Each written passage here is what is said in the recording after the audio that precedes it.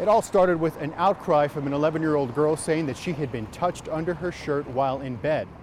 This past August, a jury acquitted the main suspect in the case despite his police confession.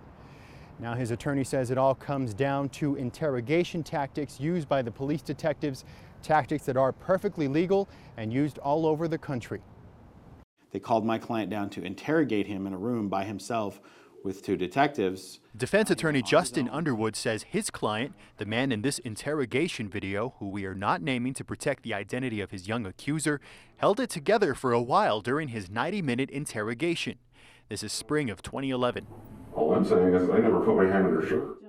Over an hour, my client is completely steadfast. I didn't do this. But I didn't touch her. Then he caved, admitting to it. I was caressing her back and moved around the front to her breast. Several times. But I've never done this before. He went on his own, and after an hour and a half of using police interrogation techniques that are perfectly legal, my client gave a confession that we believe, and I believe that the jury believed, to be a false confession.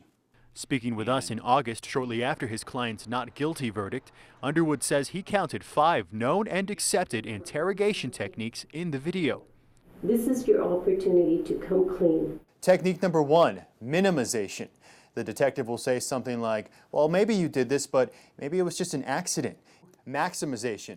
Look, we have all the evidence we need against you. Everyone says you did it. It's going to look really, really bad, so just confess. Alternate question technique. Either you did this and it was an accident, or you did it on purpose. So tell us, which is it? Use of social norms. Telling them, look, we actually see this a lot in El Paso. You're not the first person to do this, so just confess. And number 5, a powerful one, memory distrust. They start getting you to doubt your memory. Well, even just because you don't remember it doesn't mean it didn't happen. We know you did it, Mr. And you know you did it. We requested some of the court transcripts, which took a few weeks to get. On the stand, one of the detectives in the video admitted she used maximization and minimization, but she wouldn't admit to memory distrust. What is it exactly that happened? In the video, a lot of the questioning revolved around how much the suspect had to drink the night of the allegation. Well, you guys had been drinking all day, basically. No, I haven't. In court, Underwood asked the detective, quote, again, we hear on the video you guys going back to his drinking and his memory? The detective says, yes. Underwood, that is a technique, right? The detective, that is a technique, correct. But the detective also testified, quote, I didn't plan on any kind of technique. That's not what happened in this case. In a statement, El Paso police spokesman Sergeant Chris Mears said he couldn't get into the specifics of how police are trained to interrogate, but he did say, quote, I can state publicly that all of the interview and interrogation techniques are in compliance of both statutory and case law. But the defendant wasn't the only one who had been drinking that night, and he wasn't the only one in the house. Family members were there too, including another man. The child who was involved in this wasn't sure at the onset of the investigation that it was my client. She also implicated another party. Court documents show the little girl told police that other man was also in her room at one point, but detectives never considered him a suspect, even though he's a registered sex offender. Coming up, a second man implicated. He never even met face-to-face with the detective. But a taped confession from the prime suspect. I don't remember doing it. An expert's take on interrogation techniques, plus El Paso's DA weighs in, and an update on the man now cleared of all charges when News Channel 9 at 10 returns. Welcome back. Our story, a little girl says she was touched under her shirt while in bed, and police get a taped police confession from their prime suspect using interrogation techniques that some say are heavy-handed but are perfectly legal. But now a second man has entered the picture, a registered sex offender who detectives admit they never questioned in person. The child who was involved in this wasn't sure at the onset of the investigation that it was my client. She also implicated another party. During the trial, defense attorney Justin Underwood asked one of the detectives who interrogated his client, quote, you don't remember the girl saying that it could have been the other man? The detective says she did say that. Underwood, so that would implicate him as a possible suspect, right? The detective, correct. The detective testified they took a statement from the second man, but only by phone.